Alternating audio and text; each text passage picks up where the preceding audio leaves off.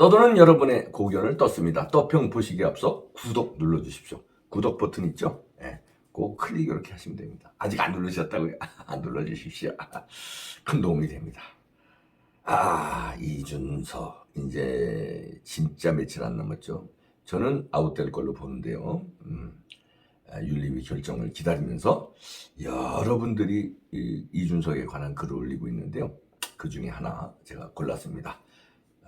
떠평 그대로 읽어드립니다. 같은 말을 해도 이준석이는 매우 쌍스럽고 볼품없고 오로지 대중의 공감만을 저울질하는 땡땡땡. 특유의 관종 기질은 가히 경이롭습니다.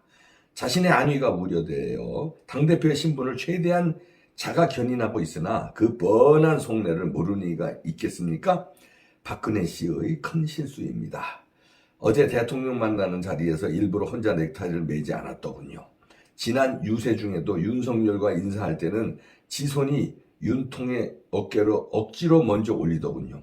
어린 녀석이 자신의 의도적인 행동이 그나마 권위를 유지하고 과시하는 것으로 착각하니 얼마나 치졸하고 멍청한 녀석입니까? 별것도 아닌 주둥이에만 양기가 오른 관종 쓰레기 재수생 같은 놈이 나라를 우습게 만들고 있습니다. 이렇게 짧은 글을 올리셨는데요. 이거는 아마 요즘이 아니라 좀 지난 글인데 제가 그래도 요 이준석의 그 관종 얘기를 박근혜 대통령 하든가 얼마나 그 억울하게 당했는데 박근혜 씨라고 하는 건 조금 듣기가 거북했습니다. 그러나 이준석에 대한 평가는 너무 잘하셔서 제가 소개해드리는데요. 박근혜 대통령의 실수 중에 하나가 이준석을 스카우트한 거. 유승민의 꼬임에 넘어가서 유승민이 당시 비서실장이었지 않습니까? 지 친구 아들을 천거하는데 박근혜 대통령이 그 당시 뭐가 이준석이 이런 놈인지 알았겠어요? 이런 놈인지 알았으면 박근혜 대통령이 선택을 안 했죠. 근데 일단 젊고, 왜냐면 그 보수파 정당에 약간 젊은 피의 수혈이라는 게 필요한 시점이었어요. 왜냐면 좀 너무 이제 나이 먹은 이미지, 왜냐면 저쪽 애들이 이미지 싸움을 그렇게 젊은 세대로 몰아갔잖아요. 젊은 세대들이 많지. 자기네들 응원한다. 뭐 이런 식으로 저쪽은 꼰대다. 이런 식으로 몰아갔기 때문에 젊은 이미지가 필요하긴 했어요. 그때. 근데 그것만 선택한 거지. 이준석의 됨됨이를 잘 못 보셨는데 그 관상쟁이들은 그런 거 잘 본다고 그러더라고요. 근데 이준석이 관상이 안 좋다는데 그거를 박근혜 대통령이 그 정도까지는 모르신 것 같아요. 박근혜 대통령이 이 사람에 대한 판단, 이런 경험이 그렇게 많지 않을 거예요. 왜냐하면 아버지가 또 측근에 의해서 당했고 어머니도 총탄에 이렇게 돌아가셨고, 그렇기 때문에 트라우마가 있어서 일단 사람을 경계하는 게 있습니다. 일단 그냥 여러 사람하고 안 만나고 딱 필요한 사람하고만.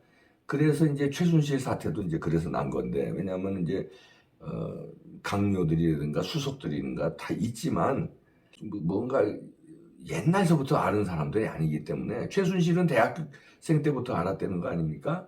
그러니까 이제 믿음을 가지고 이제 상의도 하고, 아마 이제 옷 같은 것도 이제 심부름도 시키고, 최순실 씨도 이제 충성을 다해서 모신 거예요. 사실 국정농단한 것도 없지 뭘 그래요. 태블릿 PC 그것도 거짓말이라는 게 드러났고, 뭘 농단했어요? 최순실이가 뭘 농단했어? 아무것도 아닌데, 이 옆에 있었던 거, 누구나 친구나 측근이라든가 있어야 되잖아요. 저도 친한 후배, 또 친한 친구 있습니다. 그럼 일적으로 만난 사람보다 더 가까워요. 일적으로 만난 사람들은 왠지 그런 게 있어요. 아무리 친해도. 근데 몇십 년 본 친구나 후배는 속속들이 알잖아요. 그러니까 그런데 의지했는데 젊은 피가 필요한 거는 감각적으로 박근혜 대통령이 딱 느꼈지. 그런데 유승민이 또 그때 당시까지는 아직 배신을 안 할 때예요. 그러고선 유승민이 이 젊은 아주 하버드 나오고 아버지도 제가 잘 아는데 아버지도 서울대 경제학과 나오고 아주 반듯한 사람이고 이렇게 구랄쳤을 거 아닙니까? 그러니까 아버지도 서울대 경제학과 나오고 반듯되지, 얘는 과학 고등학교 나와서 하버드 나왔대지. 그러니까 똑똑하고 뭐 상품성이 있겠구나 생각하고 그냥 덜커덩 이제 받은 거죠. 자세히 생각 안 하고. 그 다음에 추천한 사람이 반듯한 놈이라니까.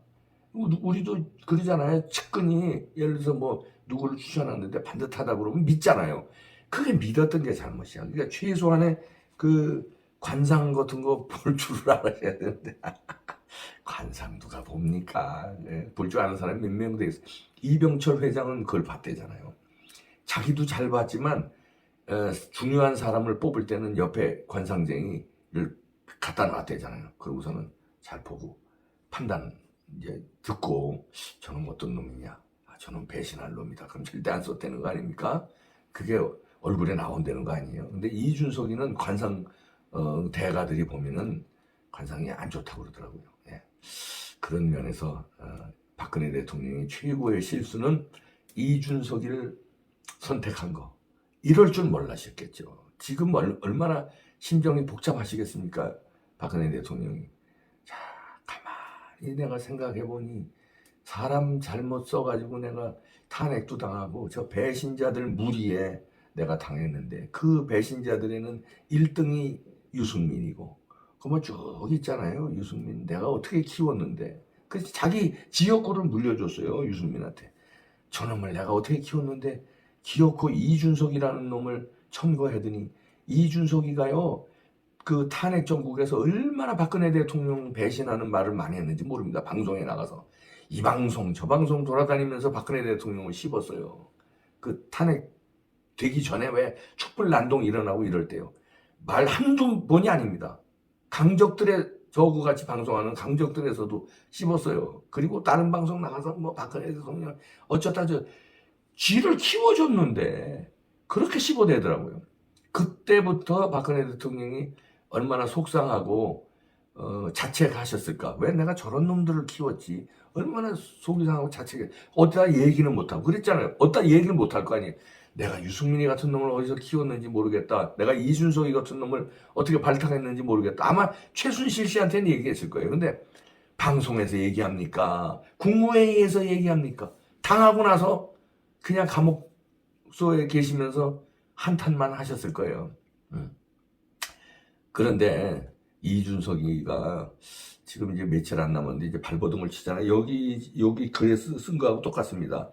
윤석열 대통령한테도 얼마나 건방지게 일부러 다른 사람들 다 넥타이 매는데 자기는 넥타이 안 매고 일부러 어깨에 손을 얹었다는 거 아니에요? 어린 놈이 자기 아버지 뻘이잖아요. 윤석열 대통령이. 아버지 뻘한테 건방지게 어깨에 손을 올리고 그러니까 왜 카메라 찍는 걸 아니까 자기의 권위 이걸 한번 나는 윤석열과 동급이야. 뭐 이런 걸 한번 과시하려고 관종이거든요. 건방지게 어디다 어깨에 손을 얹어요. 그러니까 이런 게 이제 쌓여서 국민들이 다 아는 거예요. 이제는 다 알아요. 이준석이 탄핵해야 된다는 여론이 3배나 높아. 이게 엊그저께 나왔습니다. 그러니까 탄핵 이준석 징계에 반대한다는 여론보다 징계해야 된다는 여론이 3배가 높았어요. 그만큼 그건 여론조사는 우파들만 한 게 아니라 좌우파 가리지 않고 한 거잖아요. 만약에 우파들한테 하면은요 90%가 넘을 겁니다. 90%가 뭐야? 99%지. 이준석 몇 명 빼놓고는 다 징계해야 된다고 그러지. 우파한테 물어보면 좌파들까지 중도들까지 어정쩡한 사람들까지 다 하니까 그래도 3배밖에 안 되죠. 그렇게 이제 징계될 거는 뻔해 보여요. 징계된 다음에가 문제인데 징계는 된다고 봅니다. 저도 징계 안 될 수가 없어요. 너무나 증거가 많이 나왔기 때문에. 근데 이제 징계된 다음에 보통 사람 같으면 차분하게 있던가 어디 숨죠. 일단은 숨죠. 근데 이준석은 발버둥 칠 겁니다. 징계가 잘못됐다. 뭐 또 징계위원회 누구가 윤핵관과 친하다. 뭐 이러면서 윤석열 대통령은 이제 끌고 들어갈 겁니다. 무서운 놈이거든요. 그리고 그냥 안 죽을 거예요. 근데 그게 그 다음에 뭐 2030 남자들 이제 댓글에서 막 이러면서 막 뭉칠 거예요. 우리가 싸우자, 뭐 이 불합리하다, 뭐 개혁 정치하자 이러면서 2030 남자들을 이제 끌어들일 겁니다. 이럴 때 윤석열 대통령 팀은 겁을 먹으면 안 돼요. 살짝 겁먹고 뭐 하면서 2030 가뜩이나 지금 지지율이 안 좋으니까 야 지지율 더 빠지는 거 아니야? 설령 빠지더라도 이준석 때문에 빠진 거라고 생각하면 안 됩니다. 다른 이유 때문에 빠진 거지 그건 몇 명 안 돼요. 거기 절대 겁을 먹고 주춤하면 큰일 납니다. 이번에 마지막 찬스예요. 이번에 이준석 리스크를 제거하지 않으면은 천추의 한이 된다고 제가 에이 진짜 언제서부터 얘기했어요. 제가 진짜 여태까지 당했잖아. 진짜 진작에 쳐냈어야 되는데 하여튼 지금이라도 늦지 않았습니다. 지금이라도 늦지 않았어요. 제가 술이 들깬 것 같은데 지금이라도 늦지 않았습니다. 징계 당할 겁니다. 강하게 몰아붙여서 눈 하나 까딱 하지 말고 쳐내야 됩니다. 여기서 지랄 발광을 할 거예요. 그리고 뭐 창당하라고 그러십시오. 더 잘 된 겁니다. 창당을 하면 더 잘 된 게 왜냐면 옥석을 가리는 거예요. 왜 뜰채로 왜 쌀하고 돌하고 갈라내는 거 있잖아요. 이참에 잘 됐어요. 창당을 해서 하태경이 같은 놈도 글로 가라고 그러세요. 그냥 옥석을 가려서 제대로 이번에 창당하는 게 오히려 더 유리합니다. 왜냐하면 배신자들 그쪽으로 갈 테니까. 그러면요 국민들이 거기 심판해버려요. 눈 하나 까딱 안 할 겁니다. 겁을 절대 먹지 마시고 윤석열 대통령도 그렇고요. 윤 핵관들도 그렇고요. 국민 여러분들도 겁 먹을 거 없습니다. 이참에 돌을 갈라내야 됩니다. 준석, 석이잖아요. 돌 들어갔잖아. 돌 갈라내고 쌀만 다 묻혀서 정계 개편을 해야 돼요. 이참에 정계 개편에 이 찬스다 생각하고 창당을 오히려 부추겨야 돼요. 교묘하게 작전을 짜서 창당하게끔 만들어서 창당하는 게 유리합니다. 창당하면 보수가 갈라지는 거 아니야. 천만에 그놈은요 보수도 아니에요. 그거 갈라서 내보내야 돼요. 그러기 위해서 유도할 때 작전을 짜서 고름들 딱 나가. 그래서 한꺼번에 짜버리면 됩니다. 몇 명 있죠? 그리고 평론가들 있죠? 이준석이 막 빨아제끼는 놈들. 그 놈들 그냥 도매 끊고 창당하면 그거 다 들어갈 거예요. 그걸 싹 하라고 그러십시오. 그래서 옥석을 가려서 제대로 된 보수파 살아나는 길이 7월 7일부터 열립니다. 절대 겁먹지 마세요. 2030 남자들 별거 아닙니다. 2030 여자들이 들어옵니다. 별거 아니에요. 몇 명 안 돼요. 걱정 마십시오. 예. 싹 창당하라고 그러십시오. 화이팅. 준석아 창당해. 창당해라. 그래.